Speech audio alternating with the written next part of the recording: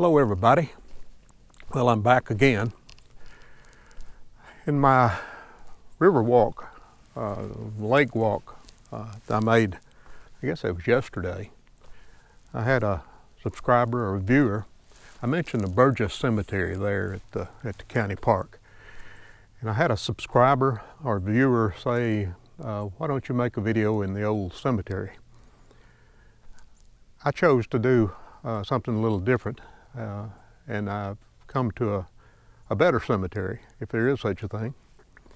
But where I am right now is at the old ghost town of Belfont, Alabama. And it's truly a ghost town. Let's turn around here and you'll see in the background an old chimney. And the old chimney that you see there is all that's left of the town of Belfont, Alabama. And this town was established early in our county history. Alabama became a state in 1819 and the counties were formed, so our Jackson County was formed about 1819. At that time, due to Native Americans still living in this area, Cherokee, and white settlers were coming in great numbers, the Cherokee were some of the leaders and better off Cherokees were given what was called reservations at that time. And it amounted to 640 acres of land that was deeded to those Native Americans. And supposedly that land would be theirs from then on to do what they chose to do with it. There was a Cherokee Indian man in this area that had lived on this area. We're just a half mile down here from the Tennessee River, so this is a very desirable area for anyone to live on, especially back in those days when they were living off the forest and the river and the land. But anyway, he was given a reservation here, 640 acres to do as he wished. His name was James Riley. So if you look back on plats of this area, maps of this area, you'll still see that there was a 640 acre square of land here as the Riley reservations. And as I said, at that time a lot of white people were moving into this area and wanting to settle. And since this was already a bit of a settlement here, it was near the river, had a good spring for water, had creeks that ran back by it. So it was a desirable area for white settlers. So there were a couple of white settlers at that time, Higgins and Carter, I think were their name, decided that they would like to try to buy this land from the Cherokee Riley. So they did that. They made a deal and they paid him off in payments over a few years and bought this land for a song. Seems I've heard that they bought 640 acres here for around $16,000. Of course, that was a lot of money. That would have been about 1820, 1821. But as I said, the county was formed here in 1819, and there was a county seat quite a few miles downriver from here called Sauta, which was at an old Indian village by the same name, S-A-U-T-A, Sauta. And that's where the county seat was set up. Matter of fact, there's a cave there, and in the early days, some of the courtroom was in the big mouth of that cave. But after the town was settled here, of course, the owners of the town laid it out and wanted to start developing the town, and they made a proposition to move the county seat from Sauta, which had some disadvantages, to what was to become a river town here at Belfont. So this became the county seat in the early 1800s, in the 1820s. And the town thrived. A lot of people moved in. There's none of the streets left here now. As I said, all that's left is this big chimney. And I think this chimney, I've heard it said that there was an inn here at one time. And I might go walk around here and let you see a little better on the chimney. There's a lumber yard built here now, and I think it's closed today, and I'm hoping they won't mind me walking around and looking at the old chimney. But you'll see places on the chimney there where the mantles hung, and you'll see that it was two-story. There's two fireplace openings there in it. And See the vines growing all over it. It's limestone rock. That was, there's plenty of limestone rock and it's easy to work with. And that was a choice for the pioneers to build their chimneys out of. So you see the old chimney there. I hope you can see it okay. Maybe I'm far enough back that you can see it. And I think it's a beautiful old chimney. As you see, there's multiple openings on each floor. It's kind of neat the way they turn the rock to make the openings, and I suppose that was different rooms out there. And it looks like to me that maybe there was 3 fireplace openings on each floor due to them turning the chimney as they did. So anyway, I kind of promised that viewer yesterday that I would come to the cemetery and make a video. And I said, no, this is a true, you've heard of ghost town, this is true ghost town. It thrived up until the 1860s. 1855 really, I guess, was the start of its downfall. It was a popular river town, very active, growing, doing good. But at that time, the railroad was built through this county, and due to this being close to the river and a little bit lower land, it was not desirable land to build a railroad on. So the railroad decided to build back to the north of here about 3 or 4 miles. And the town, it was called, well, they called it Bellefonte Station. But in about 1855, when they built the railroad through, that started the center of the town was kind of moved to the railroad and kind of left Bellefonte here by itself, although it was still a very active town. But if you know your history, you know that in 1860 the American Civil War started, and Northern forces came into this area. There was battles and preparations here for the battles of Chattanooga and for Atlanta, and Sherman came through this area. And if you know your American history, you know that Sherman burned a good deal of the South, and that happened here at Bellefonte. The soldiers came in, took over this area, came to the town, which was the biggest town in our county at that time, occupied it, and before they left, they kind of burned the town down. And the town of Bellefonte just never recovered after that.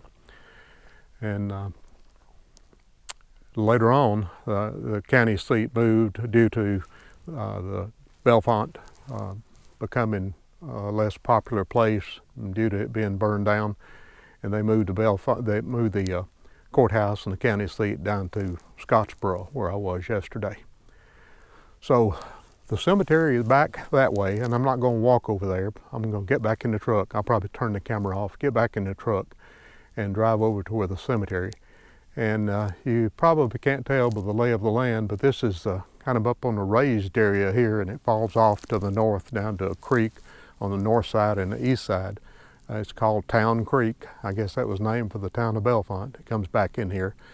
And the cemetery is on a high ridge, a high hill. They learned due to flooding from the river at that time that if you had a cemetery, you need to put it up on a hill. So you'll see, we'll get over there and I'll get back out of the truck and turn the camera back on, and we'll go up and see the old ghost town cemetery of Bellefonte. Okay, hopefully I'm still plugged in here. I've got my little microphone, lapel microphone on today, and hopefully I'm still plugged in. And I'm going to walk up here, and you'll notice it's up on a pretty good hill. I'll turn around so you can see the sign there behind me. I don't know if you'll be able to read it or not, and I don't know that I'll take the time to read it. But it tells about the town of Bellefonte and the Bellefonte Cemetery. I might read a little bit on it, and it says, before Bellefonte Cemetery, it says, before the courthouse was completed, the community selected a location for a cemetery. On the highest elevation in Bellefonte corporate limits was chosen as the town's burial place. The earliest inscribed marker in the Bellefonte Cemetery bears the date of 1826.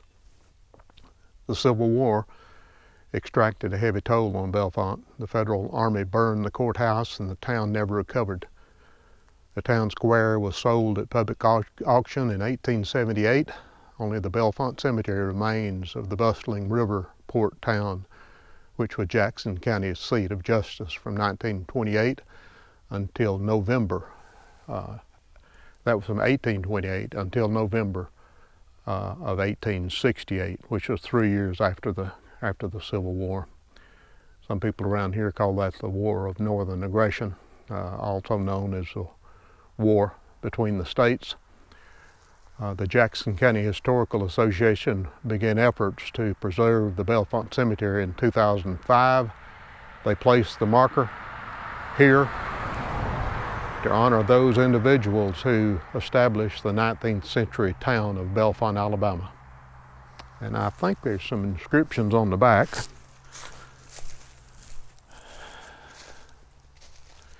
And on the back it says, Town of Belfont.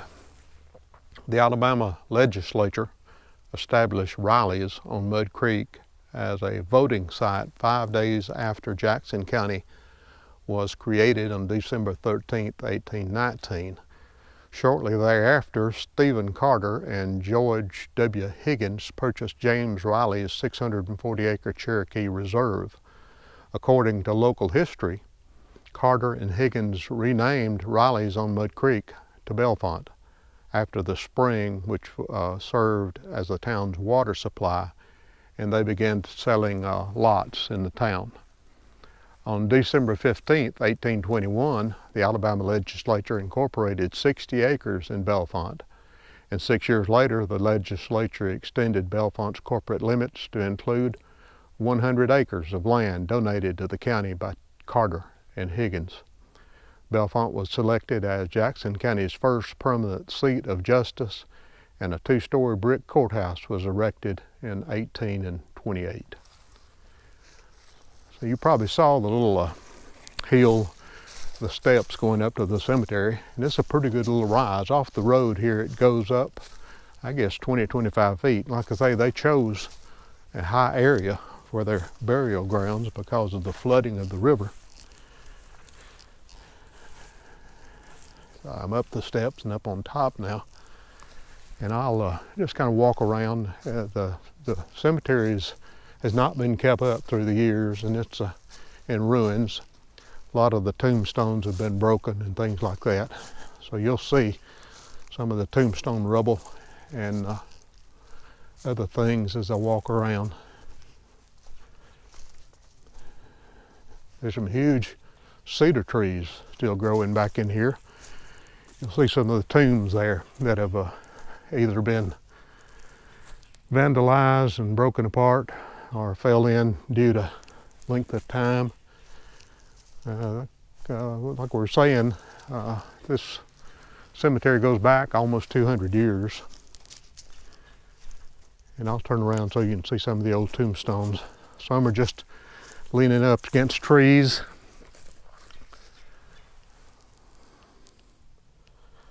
Many of them are broken, but you can still read inscriptions on some of them. This one here is Henry Davis. I don't know if I can pick up, I believe he died in 1857, it says, which would have been just before the Civil War. And somebody has put a new marker up here. And I'm just betting that is probably a Confederate soldier marker, and it is. Private Thomas Smith Moore, 1843 to 1903, Confederate Army, Civil War. So somebody's remembered Private Moore. Let's see, 1843, he would have been a man of about 17, I guess. 53, 63, about 17 when the war started. He would have been about 22 when it ended, but he lived a good while, lived to 1903. And this is a really quiet place, as you can imagine. Like I say, there's no houses even close to here. The closest thing is that lumber yard that we just came from, where the old chimney was. And it's a sad place, but it's a peaceful place. very peaceful. These folks have been laying here a long time. I don't know what the most recent burial was here. I have no idea, but you don't see any new tombstones other than that Confederate soldier's tombstone there is the newest one I've seen here. If you'll notice on the ground, again, I'm going to turn around. Maybe this will take okay. The plant growing on the ground is kind of a vine. I think it's called periwinkle. And back in the old days, that was a preferred ground cover for cemeteries because it didn't grow up high, didn't take a lot of mowing. Here's another broken tombstone. There's several here. This one is Molly, spelled M-O-L-L-E-Y, M. Fennell. And looks like Molly was born on November 11th in 1857. And she lived till October 5th, 1928. So there again, she lived through a child that lived through the Civil War. And this area was really devastated. We had no major battles right here close. Had some minor skirmishes and bushwhacking activity and such as that. Of course, up the road about 60 miles at Chattanooga was a major battle. There were no major battles here, but they were tens of thousands, maybe 100,000 Union troops came through this area. They're stationed here and nearby. And needing food and supplies and other things, they just ravaged the whole area, ravaged the whole county, and almost destroyed, well, it did destroy the county. And the local residents really had a hard time during that time to even make it and get by. So some of these people that you see buried here, or see their tombstones that are buried here, lived through some terrible, awful times. And it took in this area decades after the Civil War for everything to recover and come back. And I think it even devastated this area up into the 1900s, and things weren't real great. I was born in 1945, and things still weren't real great around here due to the Civil War aftermath and due to the Great Depression and things like that. So these people suffered greatly. And what you see here, and these graves are still caving in after all these years. You can see where it's kind of deteriorated. I don't know how many burials were in this cemetery. I know there's a lot of the old graves were only marked by a rock or a post, and of course those have kind of got displaced and went away. There were some wealthy people that lived here in Bellefonte for sure. There were doctors, lawyers, merchants, government, city officials, county officials. So it wasn't completely a poor area, but of course there's some poor people. I'm sure it was buried here also. There's a big marker here. I guess you can see. Let's see if I can see the name on that one. And that's Martin. And if you read local history, the Martin family was a well-known, well-respected family in Bellefonte. And I'm just kind of wandering around. There's a marker over here I'll go over and see. Almost tripped on a stump there. It looks like a new marker that somebody has put here, and here again the graves are caving in. And this marker says James Naylor Jr. and William Naylor. James, born 1831, he died 1870 after the Civil War.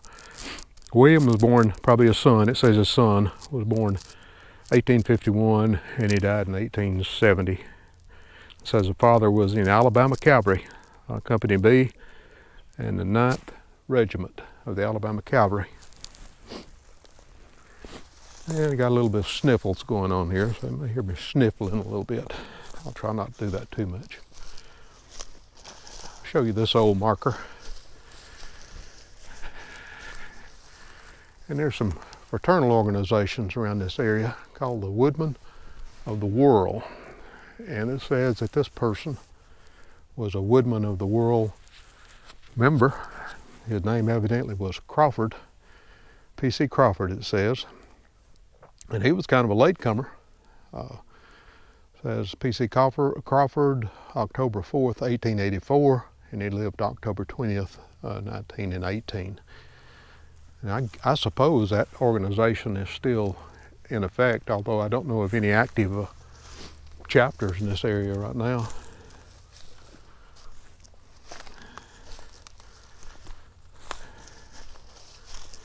I want to show you this little, a shame of it is this cemetery had been vandalized. There at one time was a beautiful wrought iron fence and gate here around some of the older graves, and somebody came in with a cutting tool and cut it up and removed it either to sell it as scrap iron or sell it as an antique. But I want to show you this one. This one is so old. It's beautiful wrought iron too, and somebody has removed part of this fence. But it's so old it's grown into the tree, and if you'll notice, there's also a tombstone that's grown into the tree. Kind of shows you how old all this is. And I'm hoping I'm pointing the camera right to let you see it.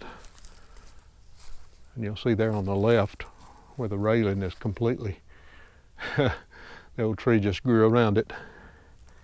And then on the right here, you'll see that it's actually the tombstone, the marker, is grown into the tree too. Kind of tells you how long it's been laying here.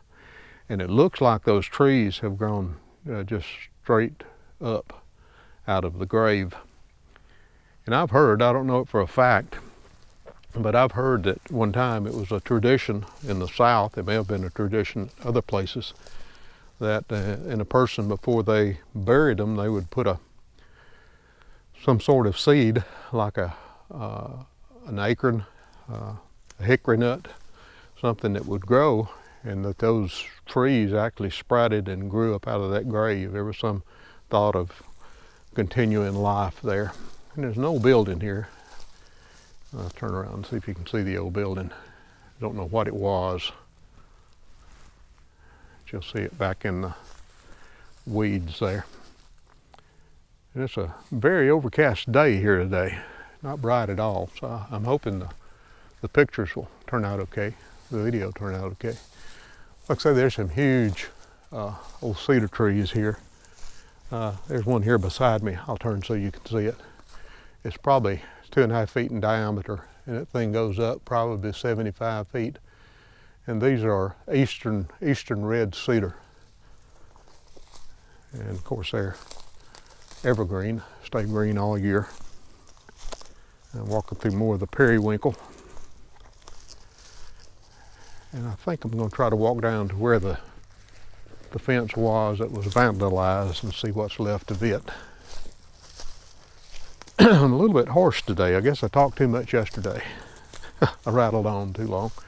And let's see, I've rattled on a pretty good while today. I've got a little timer on the front of the GoPro that tells you how long you rattled on. I've rattled on a pretty good bit, but I'm good at that. Here's another old cemetery, and this one is unusual. It has the same kind of railing, but if you'll notice, it's all bent up in this corner here. And it looks like a tree has fallen on it at some time and just crushed the railing in. You see where it bent down the spikes and all that. And it's a wonder somebody haven't carried this off for whatever reason. Don't understand people that would do things like that. But I suppose if you believe in karma or justice, that they'll get their just reward someday for stealing from the dead. I think if anybody I wouldn't want to steal from, it will be from a cemetery, from a dead person. And somebody's been up here like mowing, cleaning up a little bit. There's some, I've got hedge bushes growing all in this area, and I'm sure somebody had planted in here at one time to beautify the cemetery. And they've kind of grown wild. And there is not a trace, unless I'm not to it yet.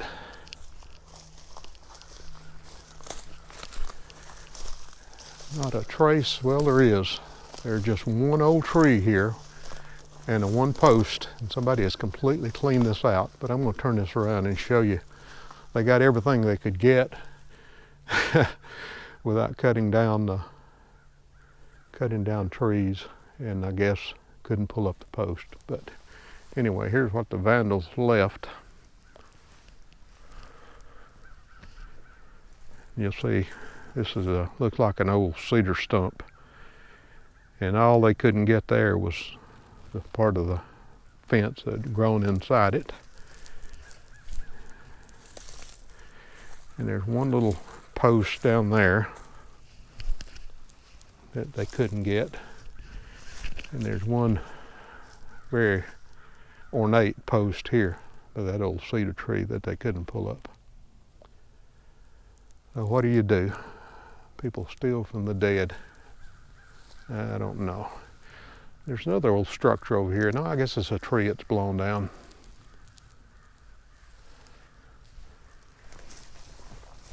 I'm trying to do a little better with the camera today than I did yesterday. Although that turned out good yesterday. I had a lot of good comments on it, and I enjoyed making it. And I was surprised that it turned out as stable as it did. And I was able to keep the camera pretty well on myself while I was doing it. I guess I'll learn as I go along. And yesterday, you know, it was windy. It was probably 15 to 20 mile an hour winds yesterday. And today it's just dead calm. And I guess that's suitable for a stroll in the cemetery. Anyway, I've walked, and I don't know how much more that are here, but like I say, there's a lot of these graves are not marked. They're just not. You can see depressions in the ground where you can tell that there was a disturbance of the ground, but it's hard to say. There's hundreds of graves here for sure. And of course, the town was here for quite a while, and I just don't see much else other than back behind me there. You can't see it from here, but not too far down there off the hill is Town Creek, and it goes back out and ties in. It goes all the way really around this area here and goes back and ties back into the Tennessee River. And I'm sure in the riverboat days, in the days before the railroad, when there was a lot of travel via the river, a lot of pioneers came in on flatboats and canoes and whatever down the river. It had to be a convenient place. They could come off the river and come up Town Creek and come almost to the town. And it would, I always think that when I'm out like this, that it would really be something to be able to go back and just see how that, I suppose the movies do a fair job of showing maybe how it was in those early days. Like I say, almost 200 years ago. And the cedar trees here just amaze me. Those right here go up, I guess 100 feet. Beautiful trees, huge at the base. But here I'm walking through a lot of depressions where graves had to be. Maybe all these folks will not be disturbed by me walking across their resting place. So that's about it. The old Bellefonte Cemetery. If you go back years ago, I came here on it was a drizzly, wintry morning. And that's a good point. You don't want to come here during warm weather. And I bet you could guess why. The way this has grown up and all the old stumps and holes and weeds and whatever, it's a perfect place for copperhead, rattlesnake, close to the water. There might even be water moccasins in here called cottonmouths, all poisonous snakes of this area. So you learn not to venture out into areas that you can't see everything on the ground during the wrong time of the year. During the cold weather, it's no problem at all. They're hibernated somewhere. Here's an interesting tombstone, and I've seen this symbol on a lot of old graves, and it's a hand. It's a hand pointing out. I'll show it to you in just a minute, but it's pointing up like that, and I suppose they're saying that that's where they're going after they've died. This one is Lyman James is his name, And you'll see that little symbol on Lyman's tombstone. I think he died December 16th, 1830. So he didn't live a long time after the town was established here. One of the, well, you can't say, I started to say one of the older people of the town, but in those days, a lot of people died when they were in their 20s and 30s due to disease and whatever. And I think malaria was bad in these areas due to being close to the river. The Native Americans were bad in this area, even in those days. We had a tribe upriver several miles right across the Alabama-Tennessee state line called the Chickamauga Cherokee. That were some of the most vicious natives, and they probably had right to be. They had been abused and had their land stolen and had their villages burned, but they were very irritated Native Americans at that time. But some of these people might have been killed by Indians, by Native Americans. I'm sure they were, because it was not a peaceful time. And of course, a lot of them, we saw one back there, it was a Civil War veteran, but I'm sure a lot of these were fought in the war. Let's see, there's another sign here. It's Henry Davis Sr. And I don't know that I can, he's from Mecklenburg, Virginia, Mecklenburg County in Virginia. And I can't really see his birth and death date, but a lot of folks here came down from that area of Virginia, East Tennessee, in that area. And I see some hunters across the way there, fishermen, that like they're loading up their truck over there. Got on orange caps, so I suppose they're hunters.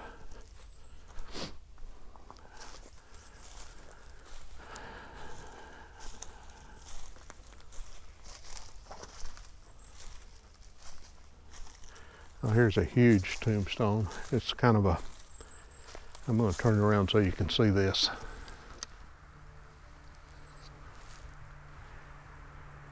This thing probably measures 3 feet across and about 6 or 7 feet long. And I suppose it's laying on top of a grave here. And I don't know that I can read it or not. It would take some doing. Alva Finley, I guess was his name. And it's just real hard to read. But it has a verse on it, and I don't know that I can read any of it. No, it's real hard. I suppose if you cleaned it up and everything, you could read it, but it's been laying here too long. I don't know if I could even see the date on it. Can't tell. 1843, I believe he died. I don't know if that's his birth or his death in 1843. A long time ago.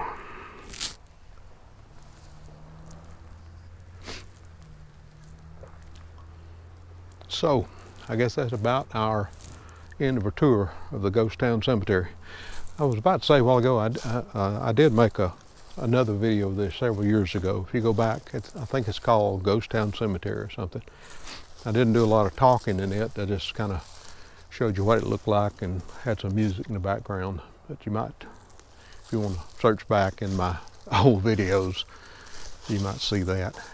And I'm going to turn around and show you how close the creek is here. I'm close to where we came in, but if you look down through the woods here, you'll see there's Town Creek down there. And it just wraps back around the whole cemetery.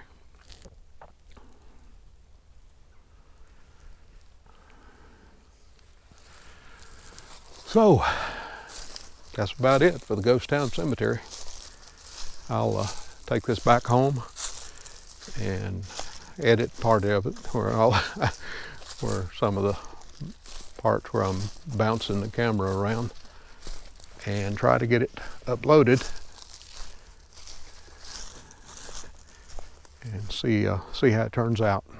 Sometimes you go out and do something like this and it's so bad you don't want anybody to see it. But I try not to throw anything away because it's kind of a waste if you go out and film something and don't do anything with it, even if it's bad. Sometimes I guess it's better to publish than it is to throw it away. I'm going down the steps here, almost back to the truck. So, and I hear a car coming. This is kind of, like I said before, out in the country. But here's a little traffic back in this way. It's a little 2-lane paved road back in here. Oh, you heard the truck go by there. So this is Richard Matthews, also known as Mess About One.